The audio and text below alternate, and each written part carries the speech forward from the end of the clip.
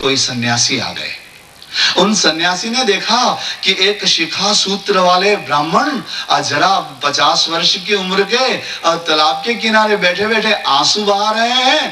तो सन्यासी को दया आई, पूछा कि अरे भाई क्यों ब्राह्मण देवता, क्या तुम्हें ऐसा दुख है, ऐसी कौन सी पीड़ा है कि तुम यहाँ अकेले अकेले एकांत में जंगल में तालाब के किनारे तुम रो रहे हो, क्या बात है? देखो, दुखी आदमी को जब कोई व्यक्ति उसके दुख के विषय में पूछता है तो उसका दुख कम नहीं होता, ज्यादा उभर आता है। जब सन्यासी ने पूछा तो इस ब्राह्मण का दुख और उभर आया, रोने लगे और उन्होंने कहा कि देखो मैं क्या कहूं, मेरा जो दुख है ना वो दुख तो पूर्व पापे न संचितम, पूर्व जन्म के पाप का फल है। मैं क्या करूं, मेरे जीवन में कुछ प्रगति ही नहीं है। मैं यज्ञ करता हूं तो अग्नि मेरी आहुति नहीं लेती, मेरे घर में मैं कोई वृक्ष लगाता हूं तो उसके फल नहीं आते, कोई पौधा लगाता हूं तो उसके फूल नहीं होते, मैं मेरे घर में गाय लाता हूं तो उसके बच्चा नहीं होता, मेरे घर कोई अतिथि भोजन करने को तैयार नहीं होता, और मेरे स्वयं के भी संतान नहीं है, इसलिए दुखी हूं। ध्यान दीजिएगा, संतान क्या है? फल है। तो ऐसे व्यक्ति जिनके जीवन में कोई फल ही पैदा नहीं होता, जो जहां है वहीं के वहीं रह जाते हैं, उनमें कोई प्रगति नहीं होती, दुखी होने लगे। सन्यासी ने कहा कि अच्छा, मुंचा मुंचा ज्ञानम प्रजारूपम बलिष्ठा कर्मणो गतिः विवेकम तु समासाद्य त्यज संसार वासना। उन्होंने कहा कि अरे, पुत्र होने से ही सुख होगा, इस अज्ञान को छोड़ दो ब्राह्मण देवता, तुम तो ज्ञानी हो, विद्वान हो, इसलिए पुत्र होगा तभी मैं सुखी हो जाऊंगा, यह अज्ञान तुम छोड़ दो, क्योंकि ये तो सब कर्मों की गति है। जो कुछ भी जीवन में मिलता है नहीं मिलता, उसके कारण कर्म होते हैं।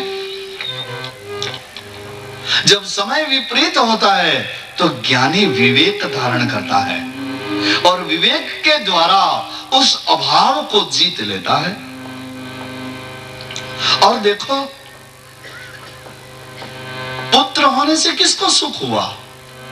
एक सगर नाम का राजा था जिसके 10,000 पुत्र थे, फिर भी वो बड़ा दुखी हुआ क्योंकि उसकी आंख के सामने ही 10,000 पुत्र जल गए।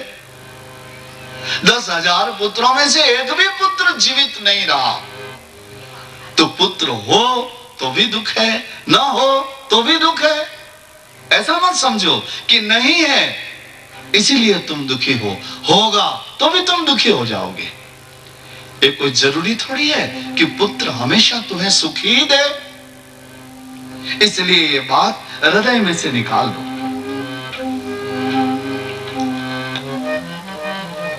लेकिन ब्राह्मण तो जिद करने लगे, उन्होंने तो रोते रोते उनके चरण पकड़ लिए।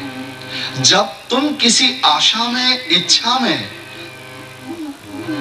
डूबे हुए होते हो तो तुम्हारे ऊपर ज्ञान का और ग्रंथ का और संतों की वाणी का कोई प्रभाव नहीं हो सकता। ये तो ममत्व में डूबे थे, पुत्र चाहिए, इनको उस सन्यासी के उपदेश का कोई प्रभाव इनके ऊपर पड़ा ही नहीं। उन्होंने तो पांव पकड़ लिए कि महाराज, अगर मेरे भाग्य में पुत्र नहीं है तो कोई बात नहीं, लेकिन आप अपने तपोबल से मुझे पुत्र दे दीजिए, लेकिन दे दीजिए, मैं आपके पांव पड़ता हूं। और जो आप मुझे पुत्र नहीं देंगे तो मैं इसी सरोवर में कूद जाऊंगा और अपने प्राणों का अंत कर दूंगा। मैं इसीलिए आया हूं, मरने के लिए आया हूं। सन्यासी ने देखा कि अगर ये महात्मा ब्राह्मण देवता मर जाएंगे तो मुझे भी बड़ा पाप लगेगा, और उन्होंने क्या किया कि एक फल लिया वहां और उस फल को अभिमंत्रित कर दिया और उस ब्राह्मण देवता को दे दिया कि देखो तुम्हारे भाग्य में तो नहीं है पुत्र, लेकिन ये फल तुम ले जाओ, अपनी पत्नी को खिला देना, इससे उसके बालक हो जाएगा। और उसको कहना कि वो आचार विचार और शुद्ध खान पान और भजन पूजन का पालन करेगी तो पुत्र अधिक तेजस्वी और अधिक दिव्य और अधिक ज्ञानी उत्पन्न होगा। अंधे को क्या चाहिए? 2 आंखें। ब्राह्मण देवता ने तो ले लिया वह फल, घर चले आए और घर आकर के अपनी पत्नी को कहा कि ले ये फल खा ले, इससे तेरे तो पुत्र हो जाएगा, संतान प्राप्त हो जाएगी। बस फल पत्नी को दे दिया और ब्राह्मण देवता तो चले गए अपनी भिक्षा करने के लिए और अपने पाठ पूजा करने के लिए और देव दर्शन करने के लिए। वो तो नित्य यही काम करते थे, लेकिन उस पत्नी ने, उसका नाम धुंधुली था उसका, उस धुंधुली ने वो अपने पति का दिया हुआ फल खाया नहीं, वो तो ऐसे ही रख दिया। एक दिन क्या हुआ कि उसकी बहन आई उसके घर पे, तो उसके सामने वह धुंधली आत्मदेव ब्राह्मण की पत्नी वो रोने लगी। उसने कहा कि देखो देखो बहन, अब मेरे पति पागल कहीं से फल ले आए हैं और ये फल मुझे खाने के लिए कहा है, लेकिन मैं ये खाना नहीं चाहती, क्योंकि अगर मैं ये फल खा लूंगा तो मेरे तो गर्भ आ जाएगा पेट में, तो पेट मेरा फूल जाएगा, तो मैं तो कितनी सुंदर हूं, पेट फूल जाएगा तो मैं कितनी कुरूप लगने लगूंगी, मैं देखने में अच्छी नहीं लगूंगी, और इतना वजन कौन पेट में लेके रहे।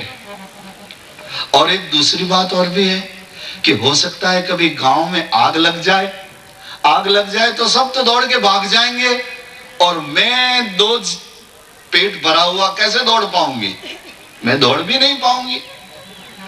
और पुत्र मुझे तो चाहिए नहीं, मेरे पति को चाहिए, मैं तो बड़ी कठिनाई में पड़ गई हूँ, अपने पति को क्या जवाब दूं, बड़ी दुखी दुखी हो गई हूँ। और देखो वंध्या वा विधवा नारी सुखिनी चेती में मती। वो धुंधली कहती है कि मेरे सोचने से तो ऐसा लगता है कि जो स्त्री विधवा है और जो स्त्री अवंध्या है वही इस संसार में सुखी है। ऐसे वो धुंधली कहने लगी। यह विपरीत बुद्धि है, यह पतन की तरफ विचार करने वाली बुद्धि है, वो ऐसा ही देखती है। अब मैं क्या करूं? अपनी बहन को जब पूछा तो उसकी बहन भी तो उसके जैसी ही थी। उसने कहा कि देख ऐसा कर कि मेरे तो 3-4 बच्चे हैं और एक 5वां और अभी पेट में है, तो तू ऐसा कर कि जब मेरे वो बच्चा हो जाएगा तो वो बच्चा मैं जरा तेरे को अंधेरे में मेरे पति आके दे जाएंगे, और तू थोड़ा सोना चांदी दे देना मेरे पति को, तो सोना चांदी लेकर के थोड़ा धन लेकर के अपना बच्चा ही तुझे दे जाएंगे, और ये बात किसी को पता नहीं चले, और तब तक तू जरा लोगों को कह दे कि मैं तो गर्भवती हूं और मेरे तो बालक होने वाला है, और थोड़े ऐसे कपड़े पहना कर जिससे तू गर्भवती लगा करे। ये षड्यंत्र इन दोनों बहनों के बीच में निर्णय हो गया। बड़ी बहन तो चली गई और इधर धुंधली ने सबको कहा कि देखो मेरे तो पेट में गर्भ है और मैं तो अब थोड़े ही दिनों में मां बनने वाली। लोगों ने सुना, आत्मदेव ब्राह्मण भी बड़े प्रसन्न हुए कि चलो पत्नी ने मेरी बात मानी, फल खा लिया। लेकिन उस धुंधली ने क्या किया कि वो जो फल था ना, वो फल एक गाय को खिला दिया उसकी बहन के कहने से, क्योंकि उस बहन ने ये कहा था कि इस फल की भी तो परीक्षा होनी चाहिए, ये सच्चा है कि नहीं, तो गाय को खिला दिया। और इधर वो धुंधली ने सभी को यह समाचार दिया कि मैं गर्भवती हूं, और देखो समय तो निकल गया और उस बड़ी बहन के वहां बच्चा हुआ। तो बड़ी बहन के पति उस तुरंत के उत्पन्न हुए जन्म लिए हुए बच्चे को लेकर के रात के अंधेरे में आए और थोड़ा सोना वगैरह लेकर के बच्चा धुंधली को दे गए। और सवेरा होते ही धुंधली ने यह सबको कहा मेरा बच्चा हुआ, ओ आसपास के लोग इकट्ठे हो गए, आत्मदेव ब्राह्मण भी बड़े प्रसन्न हुए, वो तो यही चाहते थे, और अपने पुत्र होने की खुशी में उन्होंने तो दान किए, उन्होंने जात कर्म संस्कार किया और बड़ा मंगलमय गीत गाए और सभी ने बधाइयां दी और धुंधली मां बन गई। अब देखो, जो वंध्या है वो मां है। कैसा कपट! आत्मदेव ब्राह्मण को कुछ भी पता नहीं लगा इस बात का। कभी कभी हमारे आसपास रहने वाले लोग ऐसा करते हैं कि किसी को पता ही नहीं चलता, और एक कपट और एक पाप वृद्धि को पाता रहता है, अभिवृद्धि होती रहती है, पाप बढ़ता रहता है। तो नारायण, अब जब जात कर्म संस्कार हुआ तब नामाकरण संस्कार।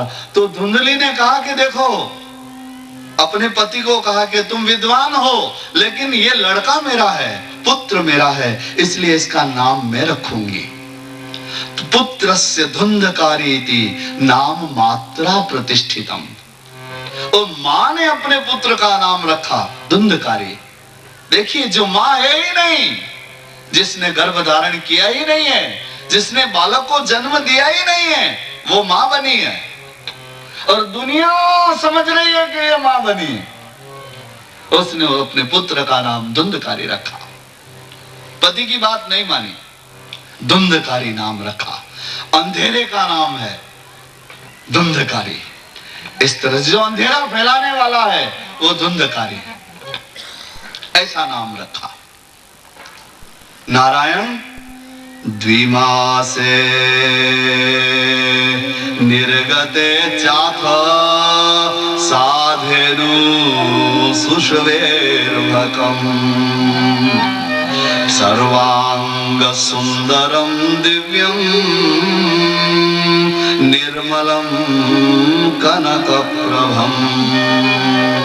और 2 महीने निकले, और 2 महीने के बाद में वो जो गाय, जिसको वो सन्यासी का दिया हुआ फल खिला दिया था ना, उस गाय के भी बच्चा हुआ, लेकिन गाय के मनुष्याकृति बालक हुआ। और लोगों के समूह देखने के लिए चले आए। गाय के पेट से मनुष्य जैसा बच्चा हुआ, लड़का हुआ, लेकिन इतना अंतर रहा कि उस लड़के के जो काम थे ना, वो गाय जैसे थे। बाकी सारा शरीर मनुष्य का, लेकिन काम गाय जैसे।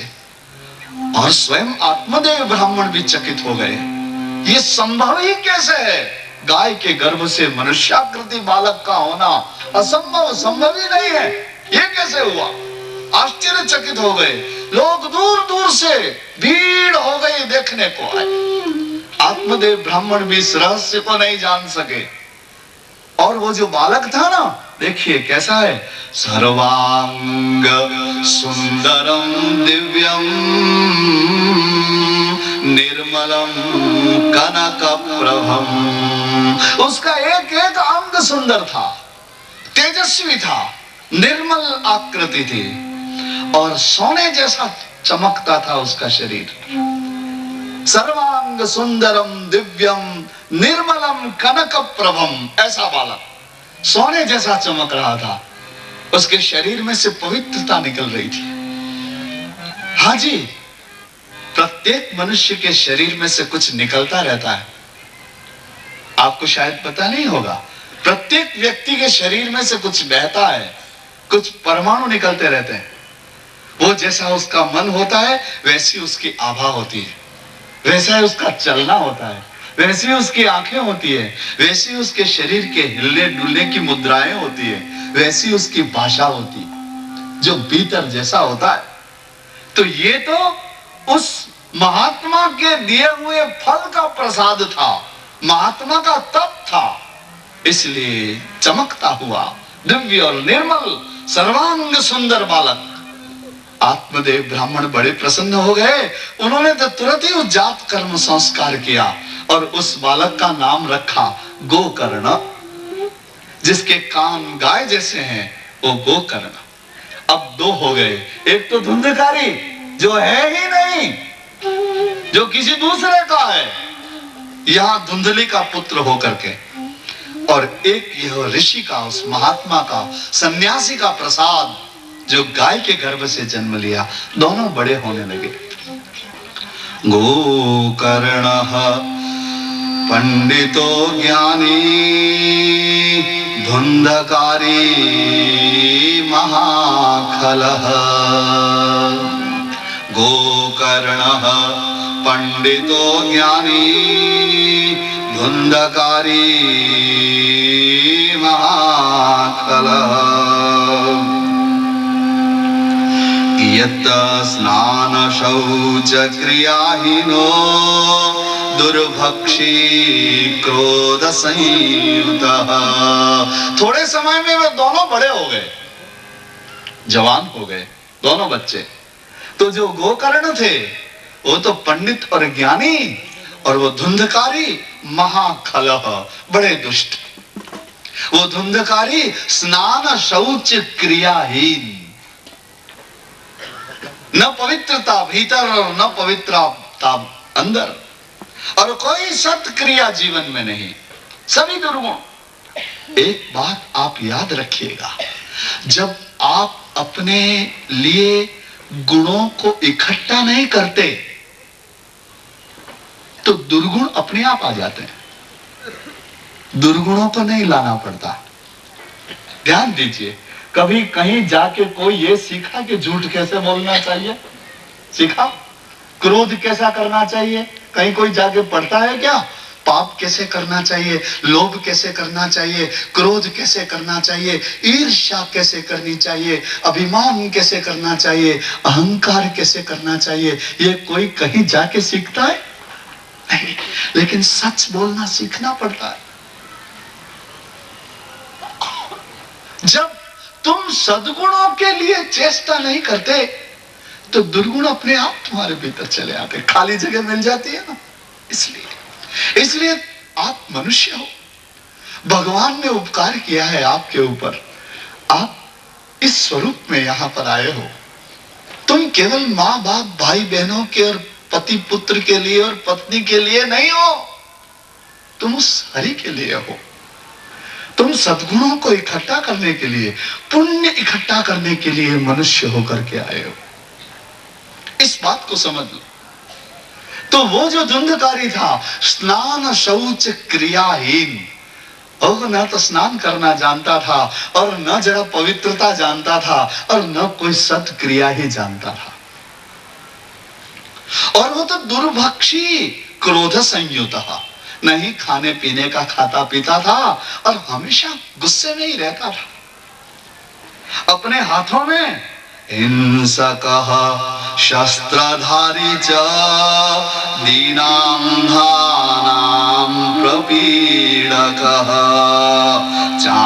चाण्डालाभिरतो नित्यं पाशहस्तश्च संगतः। वो तो हिंसकः, हिंसा करता था, हाथ में हमेशा कुछ न कुछ शस्त्र रखता था, कभी तलवार रखता, कभी छुरे रखता, कभी लकड़ी रखता, ऐसे ही शस्त्रधारी। और दीनां धानां प्रपीडकः, जो गरीब होते थे उसको बहुत दबाता था, और अंधों को तो वो हाथ पकड़ लेता कि चलो बाबा मैं तुम्हें बताऊं कहां जाना है, और कुएं में ले जाके डाल देता। यही करता था। देख, दूसरों को पीड़ा देने का आनंद कई लोगों को आता है।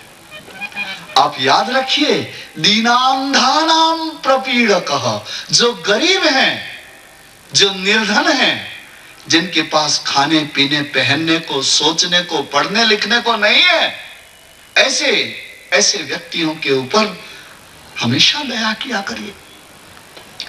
क्यों? कि वो वैसे ही दबे हुए होते हैं। ऐसा कहा जाता है, इनके साथ तो ऐसा ही व्यवहार करना चाहिए, ये तो क्या समझते ही नहीं, ये तो मानते ही नहीं। अरे वो नहीं समझेगा, वो नहीं मानेगा, लेकिन तुम उनके प्रति दया करो, उनको प्रपीड़ा कहो, उनको पीड़ा मत पहुंचाओ।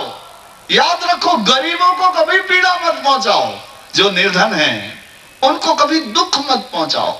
उनको कभी यह अनुभव मत करवाओ कि तुम गरीब हो। कभी स्वामी मत बनो, कभी उन्हें सेवक मत कहो। क्यों? कि गरीब को जब तुम गरीब कहते हो तो उसे घाव लगता है। किसी अंधे को तुम कहोगे कि देख तू अंधा है, तो सुनना अच्छा लगेगा? किसी लंगड़े को तुम कहोगे कि देख तू लंगड़ा है, तो सुनना अच्छा लगेगा?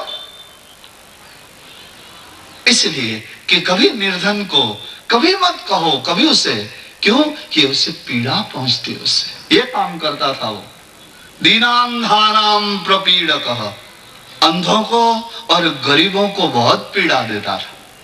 चांडाल के साथ ही रहता था, हमेशा बुरे काम करता रहता था, मारना कूटना, पाप करना, दुर्भक्षी, नहीं खाने जैसा खाना, नहीं पीने जैसा पीना।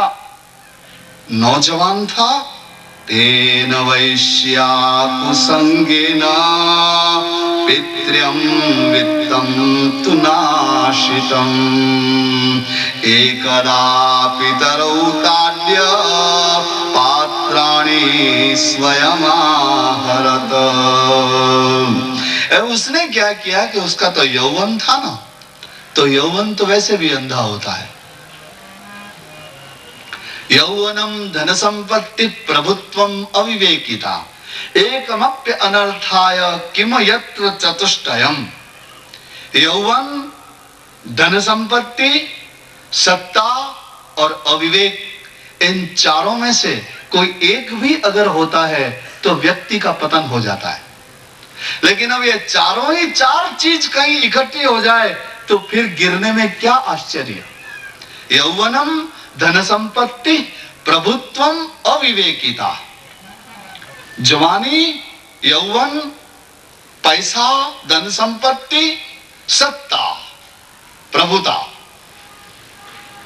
और अविवेक, इन चारों में से एक भी होना पतन का कारण बन जाता है। तो वे चारों ही हो तो धुंधकारी अविवेकी था, धुंधकारी जवान था, धुंधकारी को सत्ता की भूख भी थी, क्योंकि वो तो शस्त्र रखता था हाथ में, सभी को दबाया करता था। उसने क्या किया कि वैश्याओं का संग कर लिया, क्योंकि अंधा होता है ना यौवन, भोगना चाहता है, इसलिए उसने वैश्याओं का संग कर लिया और घर में जो कुछ भी पिता का इकट्ठा किया हुआ था वो सब उन वैश्याओं को दे करके पूरा कर दिया। अब घर में कुछ दूसरा रहा ही नहीं। एक दिन अपने पिता को कहा कि पिता मेरे को कुछ पैसे चाहिए। पिता ने कहा कि बेटा मेरे पास कहाँ है, कुछ है ही नहीं, सब कुछ तो तू खत्म कर दिया। उसने तो जरा पिता को एक दो मार मारी और घर के बर्तन लेके चला गया, इसको बेच करके पैसे ले लूंगा। अब आप देखिए परिस्थिति, इस चित्र को देखिए कि जवान पुत्र ने अपने बूढ़ा पिता को मारा, दो चार लगाई उसको, बूढ़े पिता को, जिसकी सफेद दाढ़ी और आंखें और झुकी हुई कमर, उसको जवान पुत्र ने पीटा। तो वो तो बालकों की तरह, बच्चों की तरह रोने लगा आत्मदेव ब्राह्मण, और जवान पुत्र के हाथ की मार खा करके उसके हृदय में से एक पीड़ा शब्द बन के होठों से निकली। क्या कहा उसने? वंध्यत्वं तु समीचीनम कुपुत्रो दुःखदायकः। अरे बांझ रहना अच्छा, लेकिन कुपुत्र होना अच्छा नहीं। इससे तो पेट नहीं फटे वही अच्छा, लेकिन कुपुत्र का होना अच्छा नहीं, क्योंकि कुपुत्रो दुःखदायकः। बांझ होने का दुख तो एक ही दुख है, लेकिन जो कुपुत्र हो जाएगा तो प्रत्येक दिन नया दुख आ जाएगा जीवन में। क्या करूं, कहां जाऊं, किसको कहूं? अब मेरे लिए इस जीवन में क्या रह गया? मैं सोचता था कि पुत्र होगा तो मुझे सुख मिलेगा, लेकिन ओ ऐसा दुख मैंने तो कल्पना भी नहीं की थी। रोने लगा। आत्मदेव ब्राह्मण जब रोने लगे तो दूर वह गाय के पेट से जन्मे थे ना गोकर्ण, पंडित ज्ञानी बैठे हुए थे। उन्होंने उनको बुलाया कि इधर आओ पिताजी, इधर आओ, मेरी बात सुनो। पिता को पास में बुलाया। जो उनके पिता नहीं थे, वो तो गाय के गर्भ से जन्मे थे, लेकिन पास थे ना, इसलिए पिता पिता ही कहा करते थे। विद्वान थे ना, विद्वान होता है वो हर एक बड़े व्यक्ति को पिता के समान ही समझता है। अपने से बड़े हैं वो गुरुजन हैं, पिता हैं, बड़े हैं, उनका मान है, वो पिता जैसे ही हैं। हृदय से उनको वैसा ही आदर देना चाहिए जो बड़े हैं। क्यों? कि आदर तुम्हारे हृदय को नम्र बना देता है। दूसरे को दिया गया आदर तुम्हारे भीतर एक नई खुशबू पैदा कर देता है, एक नई चमक तुम्हारे भीतर ले आता है, एक नई रोशनी तुम्हारे भीतर आ जाती है जब तुम दूसरे को आदर करते हो और दूसरे को अपने हृदय का सारा प्रेम देते हो। ये चीजें ऐसी हैं जो देने से बढ़ जाती है, और जिसको तुम देते हो उसको भी बड़ा सुख होता है, और देने के बाद तुमको भी बड़ा सुख होता है। देखो ये कैसी कैसी बात है। वैसे तो संसार में अपने पास से कुछ किसी को देना पड़े तो तकलीफ होती है। देते समय आदमी बस सोचता है ये दूं कि नहीं दूं। जो वेस्ट है वही देता है, गिन गिन के देता है। देना किसी को अच्छा नहीं पड़ता, अच्छा नहीं लगता। लोग कहते हैं क्या करूं, नहीं देना चाहता था लेकिन मजबूरी ऐसी हो गई, देना पड़ा। एक का दो दे के आया हूं। देना किसी को अच्छा नहीं लगता, लेकिन देखो आदर और प्रेम जब तुम देते हो तो लेने वाले को भी अच्छा लगता है और दे करके तुमको भी अच्छा लगता है। यही तो है सद्गुणों की महक, यही तो है सद्गुणों की रोशनी। देते हो और खुश हो जाते हो, और जिसको मिलता है वो भी खुश हो जाता है। तो उसको पिता ही कहते थे गोकर्ण, इधर आओ पिताजी, इधर आओ। अरे पिता दुखी मत हो, देखो असारः खलु संसारः दुःख रूपी विमोहकः सुतः कस्य धनं कस्य स्नेहवान् ज्वलते विषम्। ओ पिताजी, असारः खलु संसारः, ये संसार जो है ये तो असार है। इसमें से क्या पाते हो तुम? सारी जिंदगी कुश्ती करते रहते हो, अंत में क्या पाते हो? असारः खलु संसारः। खलु शब्द संस्कृत का खलु इति निश्चयेन, निश्चय ही यह संसार असार है, यहां से कोई सार नहीं मिलता।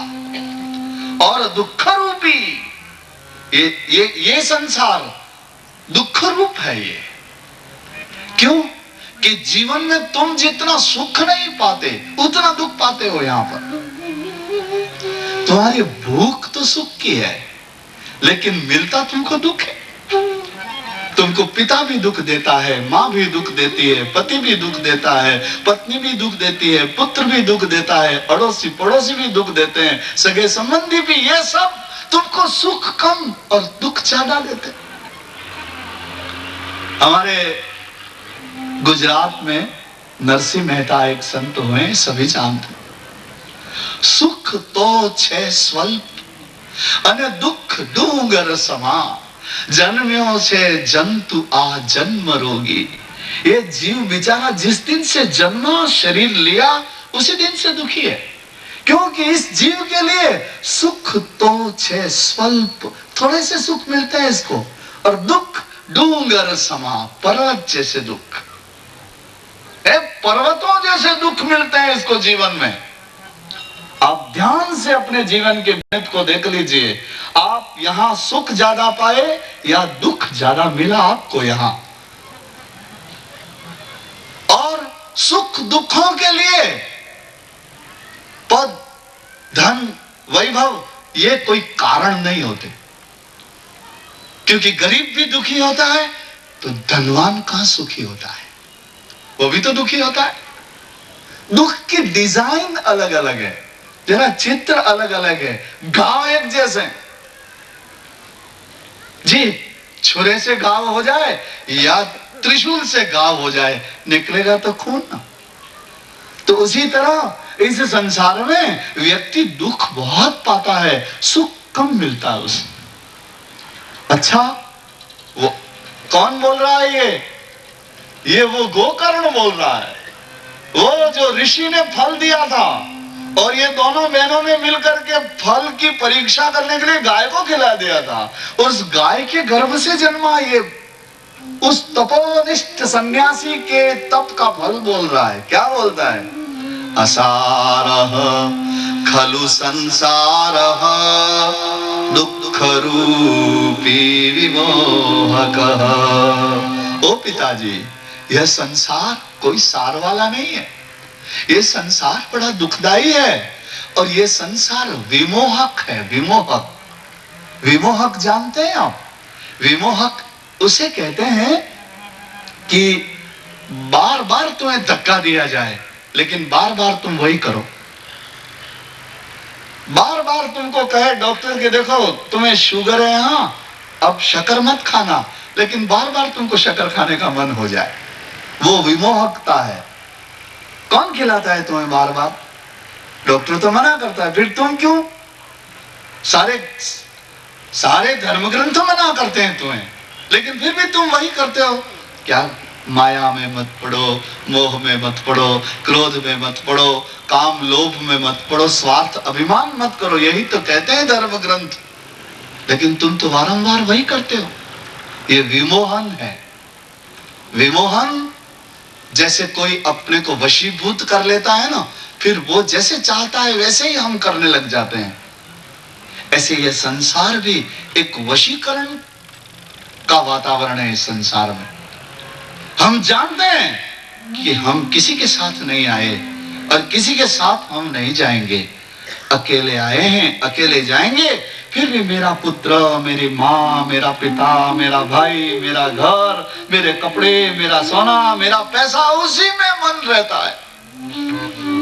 वारंबार तुम्हें संत कहते हैं, धर्म ग्रंथ कहते हैं माया ममता मोह छोड़ो, लेकिन हम कहाँ छोड़ते हैं? अच्छा, तो क्यों नहीं छोड़ते? इसलिए नहीं छोड़ते कि हम विमोहित हैं, हम अभिमंत्रित हैं, हम फंसे हुए। गोकर्ण जी कहते हैं, पिता सुतम कस्य धनम कस्य स्नेहवान ज्वलते निशम। ओ पिता, इस संसार में कौन किसका पुत्र है और इस संसार में धन किसका सगा है? हम समझते हैं कि मेरा पैसा, लेकिन पैसा ऐसा थोड़ी समझता है कि मेरा। हम उस पैसे को अपना समझते हैं, पैसा हमें अपना नहीं समझता। उसी तरह से हम पुत्र को पुत्र समझते हैं। यहां कोई किसी का नहीं होता। इसलिए तुम हमेशा ही समूह में भी अपने आप को अकेला ही अनुभव करो, क्योंकि सच्चाई यही है, तुम अकेले ही हो। ये तो तुम अकेले भीतर अपने पापों से हैरान हो जाते हो, इसलिए ये सेना बनाते हो। माता पिता भाई बहन पुत्र, उसमें जरा भूल जाते हो अपने आप को। ये भूलने की तरकीब है, क्योंकि तुम जब अकेले हो जाओगे और अपने भीतर देखोगे तो अगर तुम्हारे भीतर जो कुछ भरा है वो जो दिखाई दे गया तो तुम डर जाओगे, क्योंकि वो बहुत भयानक है। क्या भरा है अपने भीतर? स्वार्थ, ममता, अज्ञान, हाय हाय हाय, यही तो भरा है। भीतर क्या भरा है? इच्छाएं। भीतर क्या भरा है? मेरापन, अभिमान, क्रोध, कपट, पाप, यही तो भरा है भीतर। तो वो जब तुम देखोगे तो घबरा जाओगे। इसलिए तुम माँ को देखते हो, पिता को देखते हो, पुत्र को देखते हो, ये देखते हो, वो देखते हो। ओ पिताजी, यहाँ कोई किसी का नहीं होता। और इतना कह करके उन्होंने 2 श्लोक सुनाए हैं, 2 मंत्र आत्मदेव ब्राह्मण गोकर्ण जी ने सुनाए हैं। बहुत सुंदर मंत्र हैं। आइए, गोकर्ण जी कहते हैं कि देखो पिताजी, देहे स्थिमांस रुधिरे भीमतिं त्यजत्वम् जायासुतादिषु सदा ममतां विमुञ्च पश्यानिशं जगदिदं क्षणभङ्गुनिष्ठम् वैराग्यराग रसिको भवभक्तिनिष्ठा। देखिए ना, ये भागवत के जो मंत्र है ना, ये जीवित फूलों की वर्षा है आपके ऊपर, जीवन की वर्षा है। ये आप जीवन बरसता है आपके। मैं कई जगह देखता हूं, कथाएं जब होती हैं तो तालियां बजती रहती हैं, लोग हंसते रहते हैं, लोग ऐसा करते रहते हैं, वैसा करते रहते हैं। लेकिन यहां देखिए ना, कितना शांत वातावरण होता है अपनी कथा में, और कोई भी किसी का भी ध्यान इधर उधर नहीं जा सकता। सभी इस कथा से जुड़े रहते हैं और शांत, जैसे आप सब बैठे हुए कैसे लगते हैं बताऊं? यानी सभी ऋषिगण बैठे हुए तपस्या कर रहे हो और मैं अकेला दर्शन कर रहा हूं। आप सब लोग जब कथा सुनते हैं तो मेरे को क्या दिखाई देता है? देखिए, आप वहां से मुझे देखते हैं तो मैं कैसा दिखाई देता हूं ये तो आप जाने, लेकिन यहां से मैं आपको जब देखता हूं तो मुझे ऐसा लगता है कि ये तो अति पुण्यशाली और पवित्र ऋषि महात्मा सब आ गए हैं। ये बैठे भगवान की कथा सुन रहे हैं, ये क्योंकि इनका भाग्य, सौभाग्य इनका आ गया, इनका भाग्य और इनका पुण्य उदय हो गया। ये भागवत के मंत्र सुनने को चले आए, इसलिए इनके ऊपर भगवान की कितनी कृपा कि ये यहाँ आ गए। तो जिसे भगवान प्यार करता है उसे तो हम भी प्यार करेंगे ना। जिसे भगवान प्यार करेगा, भक्त भी उसी को प्यार करेगा। तो आप जो है ना, भगवान के कृपा भाजन है। ईश्वर की दृष्टि में आप, ईश्वर का प्रेम आपको मिला है, तब आप यहां पधार सकें। तो आपके ऊपर ये भागवत के मंत्र है ना, ये जीवन की तरह बरसेंगे। आपको पता नहीं चलेगा, लेकिन जन्म जन्म आपसे चिपक जाएंगे, आपकी आत्मा के अंश बन जाएंगे ये मंत्र। आप इस शरीर को छोड़ करके जाएंगे तो ये मंत्र आपके साथ आएंगे, ये जन्म जन्म आपकी रखवाली करेंगे। ये ऐसे पवित्र हैं, ये ऐसे तेजस्वी मंत्र हैं। आइए, गोकर्ण जी कह रहे हैं, देखिए, दर्शन करिए। कथा आंखों से भी सुनी जाती है, आप दर्शन करिए। बूढ़ा पिता, आत्मदेव ज्ञानी, भला, सीधा सरल भिक्षुक, तेजस्वी रो रहा है। देखो, बच्चा नहीं था तब बड़ा सुखी था, बच्चा हो गया रोने लग गया। ऐसा ही है इस संसार में, तुम जो चाहते हो वो नहीं मिलता, तभी तक ठीक, मिल गया फिर रोना ही पड़ेगा, क्योंकि कोई किसी को हमेशा के लिए तो मिल ही नहीं सकता। या तो सब टुकड़े टुकड़े में मिलता है, थोड़े थोड़े टाइम के लिए मिलता है। सब कुछ हमेशा तो मिलता ही नहीं। न जन्म हमेशा मिलता है, न मनुष्य शरीर हमेशा मिलता है, न यौवन हमेशा मिलता है, न आंख की तेजस्विता हमेशा मिलती है, न चल पाने की शक्ति हमेशा मिलती है, न हमेशा एक ही जैसे पुत्र मिलते हैं, न हमेशा एक ही जैसे माँ बाप मिलते हैं। ये तो सपने रोज नए नए आते रहते हैं। तो गोकर्ण जी के दर्शन करिए, क्योंकि ये गोकर्ण जी तो उस सन्यासी के तप का फल है, और उनकी वाणी सन्यास की वाणी है। वो कहते हैं कि पिताजी रो मत, देहे स्थिमांस रुधिरे भीमतिं त्यजत्वम् जाया सुतादिषु सदा ममतां विमुञ्च पश्यानिशं जगदिदं क्षणभङ्गुनिष्ठम् वैराग्यराग रसिको भव भक्ति निष्ठा। ओ पिताजी, आप रो रहे हो, दुखी हो रहे हो, इसका कारण अज्ञान है। ओ पिताजी, ध्यान से सुनो, आपका यह शरीर जो है वो क्या है? क्योंकि तुम इस शरीर को ही तो पिता समझ रहे हो, तो ये है क्या? इस शरीर में क्या है? 3 चीजें हैं। एक तो है हड्डियां, एक है मांस और एक है खून। इन 3 चीजों का पिंड है ये शरीर। इस शरीर को यह मैं हूं ऐसा समझ रखा है आपने। ये अभिमति है। अभिमति का अर्थ समझते हैं? अभिमति का अर्थ ऐसा है कि वो समुद्र के किनारे पर छीप होती है ना, सीप,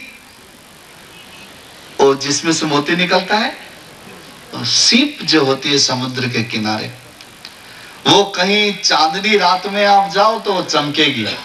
चमकेगी तो आप समझेंगे कि चांदी चमक रही है, यही समझेंगे। तो आपके समझने से वह सीप चांदी तो नहीं हो जाएगी ना, वो तो सीप ही रहेगी। लेकिन आपको जब तक कोई ये बताएगा नहीं कि यह चांदी नहीं, देख हाथ में लेकर के ये तो सीप है, तब तक तो आप उसे चांदी समझेंगे ना। और देखिए, आप अंधेरे में एक रस्सी पड़ी हुई है और आप चले गए और आपने देखा कि अरे ये तो सांप है, क्योंकि सांप भी तो रस्सी जैसा ही होता है, टेढ़ा मेढ़ा। तो अंधेरे में आपने उस रस्सी को सांप समझ लिया और डरे और बाहर निकल गए। अब इस वक्त आपके मन में क्या है? भय, डर है, घबराहट है। क्यों? क्योंकि आपके दिमाग में अंदर सांप है, इसलिए। तो क्या वो वास्तव में सांप है क्या? नहीं, किसी ने दिया जलाया और कहा कि देखो देखो ये सांप नहीं, हाथ में उठाया, ये तो रस्सी है, तो फिर आपका डर चला गया ना। लेकिन जब तक रोशनी नहीं हुई, किसी ने आपको बताया नहीं, तब तक तो आपको वह रस्सी सांप ही लगती रही। और जब तक वो सांप लगती रही, तब तक आपके भीतर डर बना रहा। इसे अभिमति कहते हैं। जो नहीं है उसको वह समझना अभिमति है। तो यह जो शरीर है, यह शरीर तुम नहीं हो, लेकिन समझ ये रहे हो कि यह मैं हूं। क्या तुम शरीर हो? कोई तुमको पूछेगा कि क्या तुम पांव हो, तो तुम कहोगे कि नहीं, मैं पांव नहीं हूं, मेरे पांव हैं। तुम कहोगे कि मैं हाथ नहीं हूं, मेरे हाथ हैं। हाथ मेरे हैं, पांव मेरा है, छाती मेरी है, आंखें मेरी हैं, मुंह मेरा है, शरीर मेरा है। तो तुम कौन हो? तो ये सब तो तुमसे अलग है ना। लेकिन व्यक्ति क्या होता है कि अपने इस शरीर को यह मैं हूं ऐसा समझ लेता है। गोकर्ण जी कहते हैं कि पिताजी, एक तो आप यह बात छोड़ दो, देहे स्थिमांस रुधिरे भीमतिं त्यजत्वम्। ये छोड़ दो, मैं शरीर हूं, मैं एक पिता हूं, ये भाव ही खत्म कर दो। जाया सुता दिशु सदा ममता विमुंच। और तुमको जन्म देने वाली मां और तुमने जिसको जन्म दिया है वो तुम्हारी संतान, इन दोनों को ये मेरे हैं, ये ममता छोड़ दो। पश्यानिशं जगदिदं क्षणभंगुनिष्ठम्।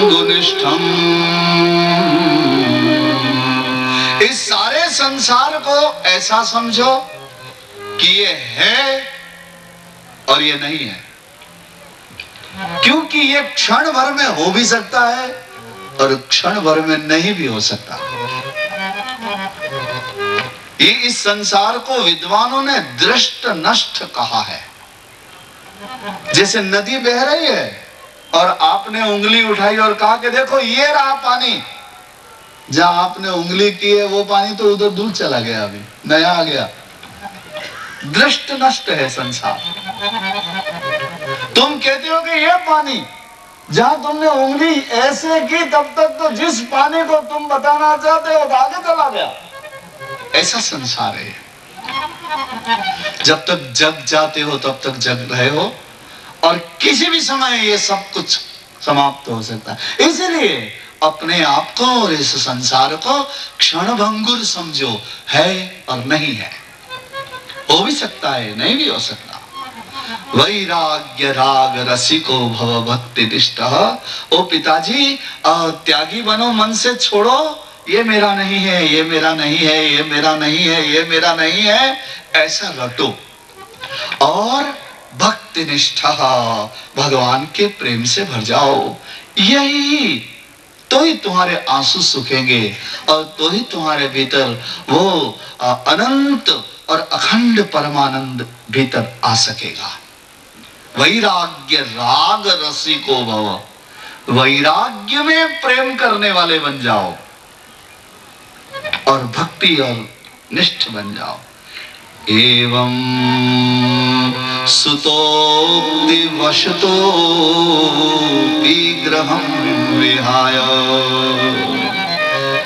सनकादिक मुनि कहते हैं कि देखो नारद जी, जब उस गोकर्ण ने ऐसा उपदेश दिया तो अपने पुत्र की बात सुन करके आत्मदेव ब्राह्मण उसी समय घर छोड़ करके वन में चले गए।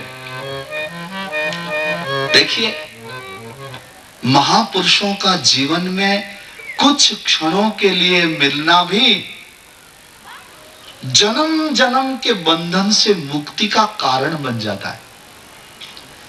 उस तालाब के किनारे वो सन्यासी कितनी देर को आत्मदेव को मिले थे? बहुत थोड़ी सी देर के लिए, और उन्होंने एक फल दिया। उस फल ने उस आत्मदेव ब्राह्मण के जन्म जन्म के माया के बंधन को काट डाला। ऐसे प्रभावकारी होते हैं महापुरुष। ध्यान दीजिए, आप कितनी देर को मिले थे गोकर्ण? बहुत थोड़ी सी देर के लिए। तो थोड़ी सी देर में ही कैसा प्रभाव उत्पन्न हो गया। ओ, जंगल में चले गए और दशम स्कंद का पाठ करते करते करते, भगवान की भक्ति करते करते आत्मदेव ब्राह्मण को सद्गति प्राप्त हो गई। अब यहां कितने लोग रह गए घर में? 3। एक तो गोकर्ण, एक वो दूसरे धुंधकारी, और एक तीसरे वो धुंधली मां। एक दिन उस धुंधकारी ने अपनी मां को भी पीटा, तो मां भी बड़ी दुखी हुई और कुएं में गिर गई, और उसने स्वयं ही अपनी मृत्यु को बुला लिया। माता पिता दोनों की यही दशा हुई। कुपुत्र ऐसा होता है। इसलिए भगवान से प्रार्थना करना वारंबार कि या तो प्रभु संतान देना ही मत, और दे तो तुम्हारे जैसी देना। जैसे तुम हो वैसा ही तुम ही आना बन के मेरे घर, अगर बच्चा बन के आना है तो। और बाकी तो माता पिता दोनों की क्या गति हुई आपने देखा। अब घर में 2 ही लोग रह गए, एक तो धुंधकारी और एक गोकर्ण। तो एक दिन गोकर्ण जी ने धुंधकारी को कहा कि बड़े भाई, अब मुझे जरा तीर्थ यात्रा करने की इच्छा है, तो मैं जरा तीर्थों में घूमना चाहता हूं, आप आज्ञा दे दीजिए। धुंधकारी ने कहा कि जा खुशी खुशी। तो गोकर्ण जी तीर्थ यात्रा करने चले गए, और धुंधकारी, यहां लिखा है, धुंधकारी गृहे तिष्ठत पंच पण्य वधू वृतः। जैसे ही गोकर्ण जी गए, मां तो कुएं में गिर गई, पिता पहले ही वन में चले गए थे, भाई छोटा गोकर्ण वो भी चला गया, अब अकेले धुंधकारी रह गए। धुंधकारी गृहे तिष्ठत, घर में रहने लगे, लेकिन पंच पण्य वधू वृतः, 5 वैश्याओं के साथ रहने लगे। अकेले नहीं, 5-5 ले आए घर में। देखिए, ज्ञान दृष्टि से विचार करेंगे तो प्रत्येक जीव जो भगवान से विमुख है, जो भगवान के विषय में सोच नहीं रहा, भगवान के लिए नहीं जी रहा, ऐसा प्रत्येक व्यक्ति धुंधकारी ही है। और उसके पास 5 वैश्याएं हैं ही। ये 5 ज्ञान इंद्रियां ही तो वैश्याएं हैं, यही तो तुम्हारे सुख को लूटती रहती हैं। ये इन्हीं में से तो इच्छाओं की नदियां निकलती हैं। ये 5 ज्ञान इंद्रियों को अपने शरीर को सुखी करने के लिए ही तो तुम देखते